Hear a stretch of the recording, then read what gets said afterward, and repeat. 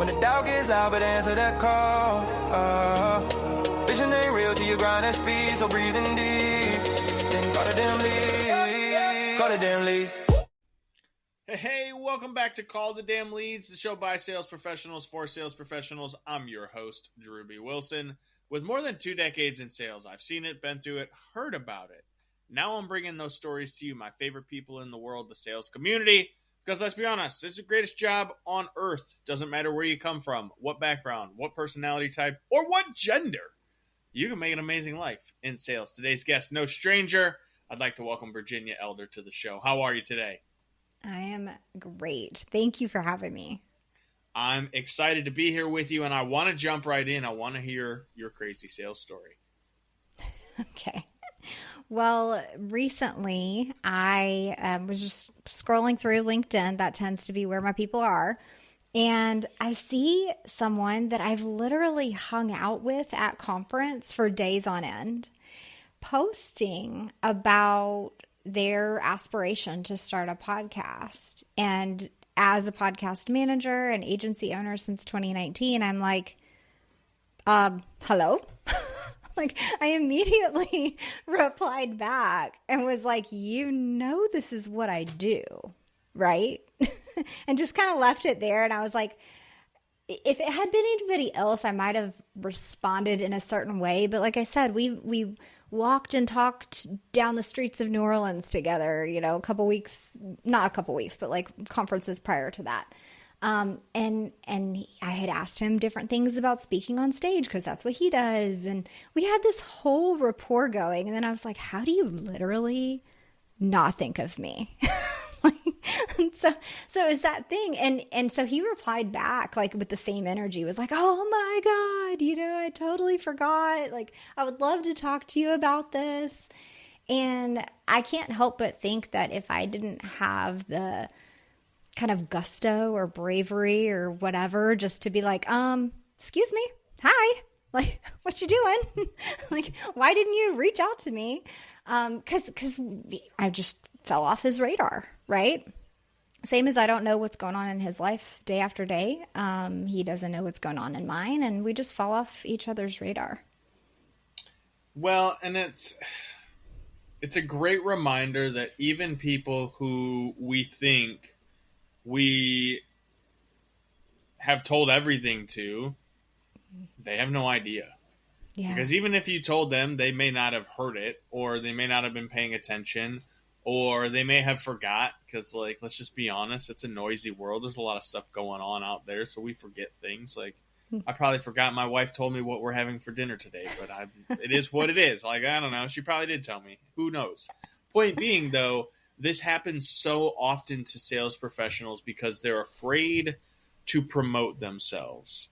And I think it's because there are some folks out there who have set an example of maybe doing this a little too much, being a little too aggressive with the promotion. But this story is such a great reminder that you do have to, on occasion, tell people, like, hey, I can help you with that. And just in doing so, for those of you who aren't, you might find a couple of deals aren't that far away. So, Virginia, let's nerd out on this because, like, I love podcasting. We met through the Podmatch platform. You're in the podcasting space many, many years. Let's talk about it as a tool for business owners. Like, what made you decide to get into podcasting and how did you turn it into a business? Yeah. Okay. So the story in summary is that it was completely accidental. Go figure. Okay. So like all sales careers. I don't know. It just happened. I don't know. I just woke up one day. No. So I have a background in accounting and was, doing the corporate dance just like everybody. And through that journey, we had some extended family that was going through some stuff. And that ended up kind of pulling me into the mix, and I ended up helping them significantly financially, and it put us in a rough spot. And I turned to financial podcasts for help. Just like, help me get out of debt, help me learn how to invest. What am I doing? I'm looking for that guide or mentor or a few that I can pull various pieces of advice from and start to get my life together. So long story short, that worked. We paid off $80,000 of debt in just like three and a half years. It was wild. And we, like, let me preface that with, neither of us had these like 6-figure careers. My husband's a teacher. I was in audit. We definitely both made less than 100,000 as a household income. So it wasn't, like you could just throw money out at your debt and it'd be fine. So through that process, I'm binging these financial podcasts and, in an odd way, because we develop connection with our hosts, our favorite hosts. We think that they're our friends, and they don't know who we are, but we are obsessed with them, right? And so through that, I was like, I didn't find a mom with young kids who kind of was experiencing the same pains or talking directly to the same pains that I was needing help with at the time. It was all these dudes. No offense, but like the finance space is like a lot of guys, okay? And so they don't talk about the guys. Yes. And they don't talk about, the woman being the household manager of money. They didn't talk about having 2 kids in diapers and daycare costs and balancing daycare cost with paying off debt and prioritizing and all of that stuff. So I decided to jump out on a limb and be that voice. So I started financial coaching, started my own podcast. That led me to attend the same financial conference where I met this guy, but it was like years later. So I attended that conference and met some people there that are financial professionals, and they had been thinking about launching a podcast, and figured out that I had launched mine, and I was like this like baby newbie in the financial coaching space and the podcast space. And they were like, "You should launch our show." And I was like, what? So they just said, like, "We feel really comfortable with you. We would love to, walk through it, and we'll all figure it out together. It'll be fine." So we did. And within that year, I found other financial related clients that wanted to also start a podcast. And so it just kind of blossomed from there, but it was completely accidental. I did not intend to be a podcast agency owner. At that time, I thought I was doing like financial coaching and helping other moms. And I had to completely set that idea aside and go all in on podcasting, which I'm glad I did. It's been a wild and fun ride. What a heck of a story. And it's a good reminder for sales professionals, especially because you gotta just trust a little bit and have a little bit of faith, because again, I think so many people out there are their own worst enemy in terms of just accepting the sale, letting it happen, and trusting that you will figure it out along the way. Now, I'm not telling y'all to just go out and sell a bunch of stuff with zero intention of ever delivering or, making any attempt. But, Virginia, your story around like people will just trust you to figure it out. They'll know you're not like an expert. That's why they're willing to pay you the little bit that they're willing to pay you, because they also know, hey, if I'm going to go hire a full-blown team that I'm not really ready for, it's going to be 20, 30 times as much. Like, people want to give people a shot. And I think that's such a cool story in terms of you personally had the value and experience of listening to podcasts. And you thought to yourself, okay, there's a gap in this marketplace. Marketing and sales 101. How can we find the need and fill that need? Okay, great. You're going to start your own show. And all of a sudden now you've got other people that want to learn this thing that you figured out kind of by accident. And you get to now go and help other people do that. It's beautiful. And one of the things that's cool about a podcast is the ability to use it to build authority and get in front of those individuals who you may potentially want to do business with. So talk about that strategy a little bit. Let's kind of get into the psychology of podcasting and where you can really go here. Yeah, absolutely. So, since 2019, of course, I thought I was like creating, and helping create shows that would lead people to these various clients' businesses. And I was doing the best at that time that I was equipped with, right? The strategies and things that I talk about with clients today are far more advanced. And so just like some quick hits that people want to think about if they are considering a show that supports their business is that the number one thing we can do is speak to topics that our ideal client cares about. If they do not care about repurposing podcast content, then we don't need to talk about that on the show, right? If they do not care about the health benefits of pomegranates on your health podcast because nobody likes pomegranates, then don't talk about pick something else, right? You know what I'm saying? Like super weird, right? But get that specific. Figure out down to a pinpoint, what do your people care about? What are their absolute pains and frustrations? And then you create content around those topics, because then naturally your titles, your episode titles, all these things are going to have phrases that they are searching for. That is the number one way that you can attract people to your business. The second... Okay, go ahead. I was going to say, that is great. That is great advice. I love let's keep going, but I think that's so genius. And I want you guys to make sure you listen to these very intentionally, because this is cream of the crop stuff here. Please continue. Thank you. Yeah. And it takes a while to figure that out on your own. So if I can just get ahead and say, I know those topics feel so niche, only 20 people are going to click on that title. Okay, cool. But if every 20 of those people, or if even half of those people latched onto you and didn't let go and became your client, you tell me how much more powerful that episode is than your general content that you put out there, right? So the second tidbit there is that you've really got to think about your listener's journey and how they might become a client or buy your book or whatever your thing is that you're doing. Is it clear, simple, and accessible for them to go from being a listener to buying your thing?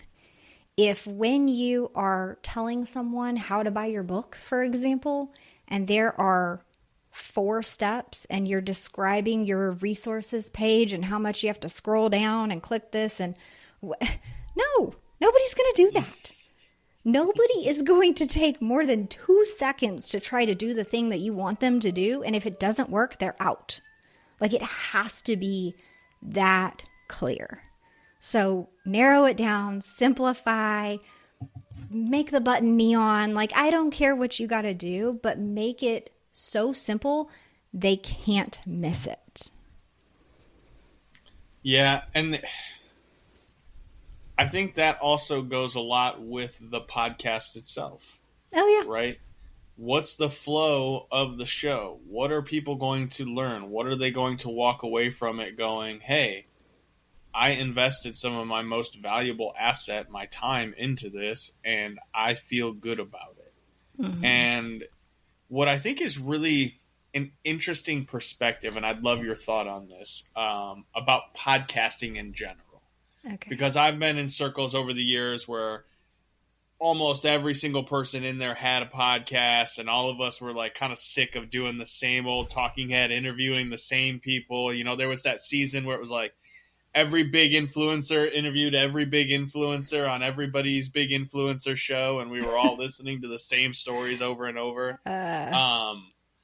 But I think that there's some value in understanding that as a sales professional, as a small business owner, an entrepreneur, you have personal hobbies and interests that are unique to you versus all of the other people in your space.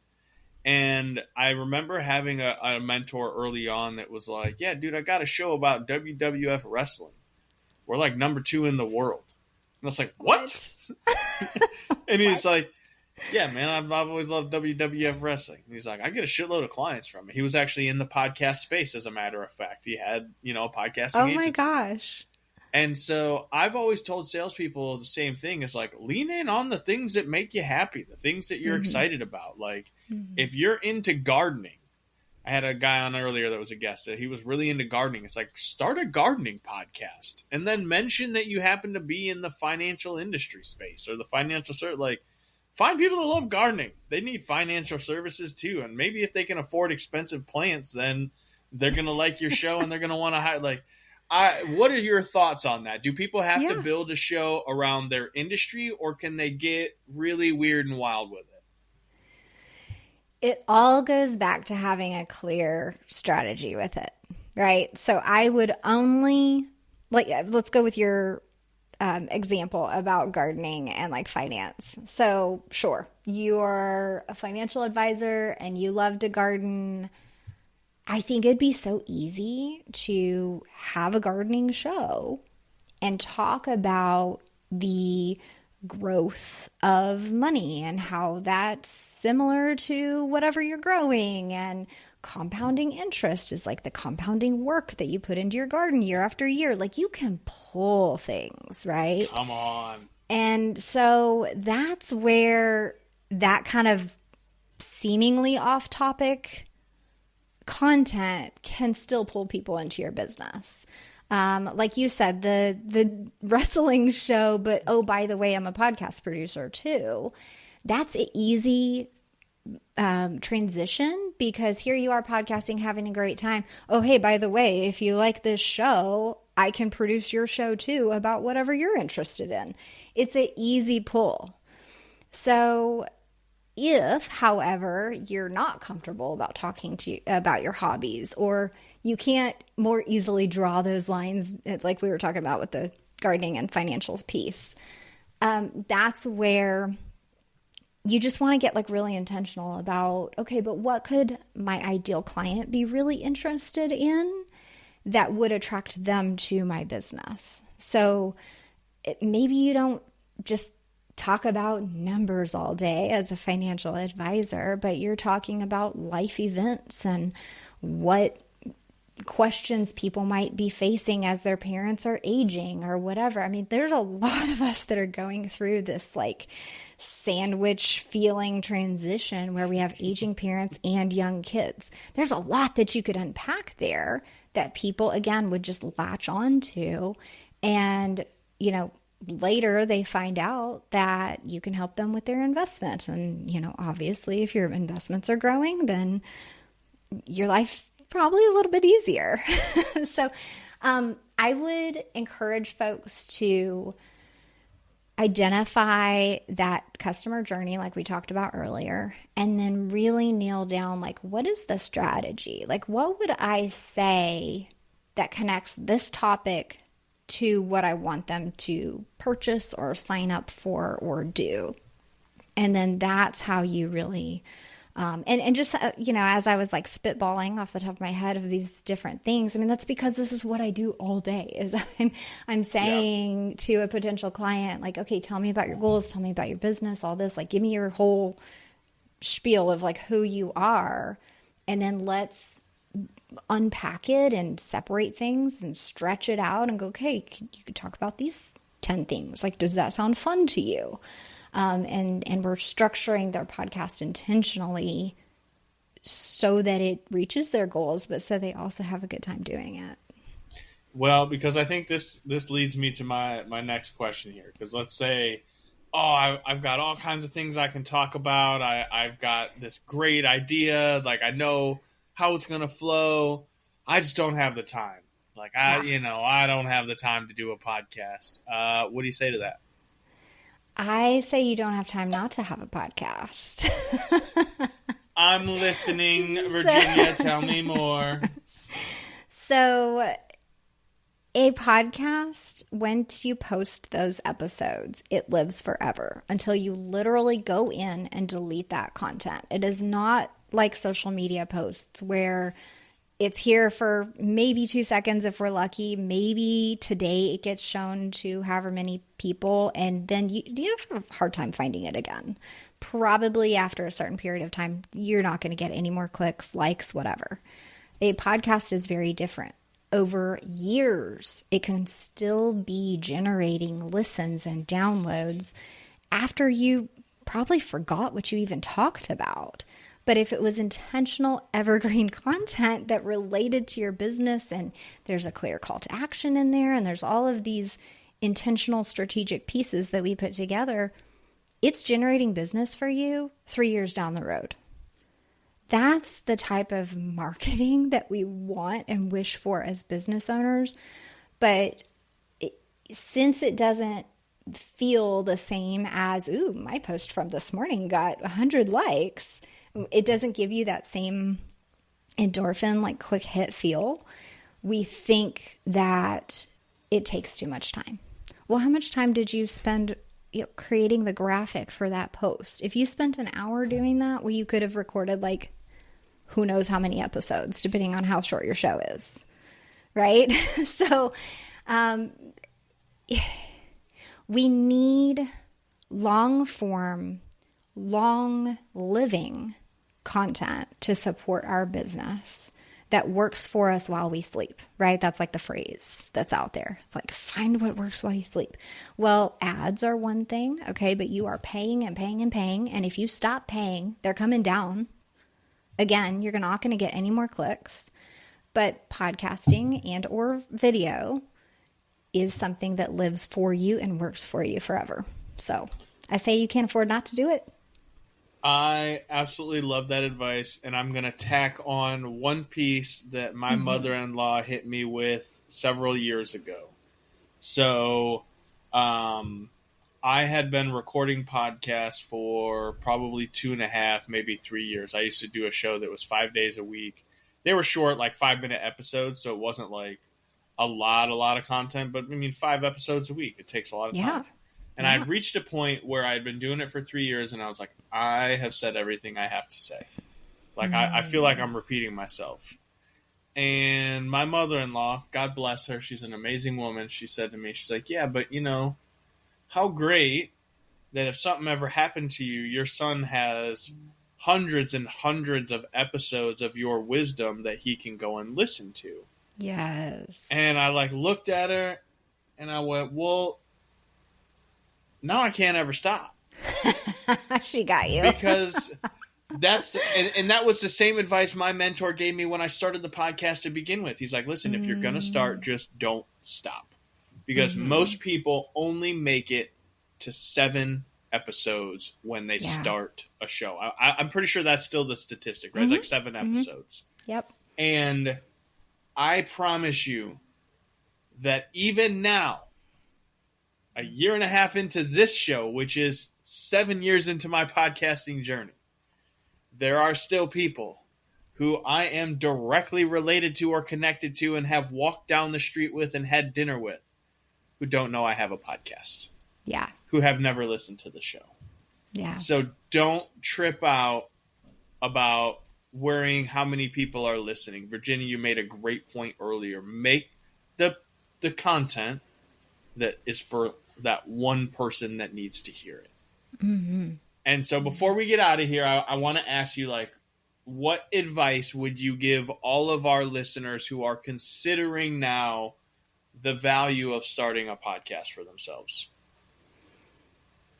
Start with sustainability in mind for yourself, your energy, your schedule, your budget, and just do it. I have people that start shows all the time that we just do a once a month show, which, as you would know, that is a very slow grind. Okay. You're not going to build to 1 million listeners very fast that way. But guess what? They're starting. They're getting practice behind the mic. There's enough time in between every single one of those episodes that we can even have a coaching session if I see something that's off. You started. You did the thing, right? But like you said, commit to it. Don't quit. A once a month show. I mean, it's going to be a year before you hit 12 episodes. So you better be in for the long haul. But what that does is give you the option to increase your frequency, to say, you know what, that solo episode was really, really tough. I don't want to do that anymore for a while.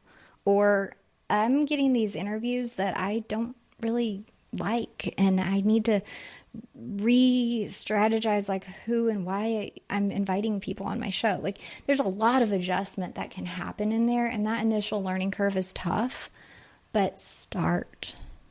Just start.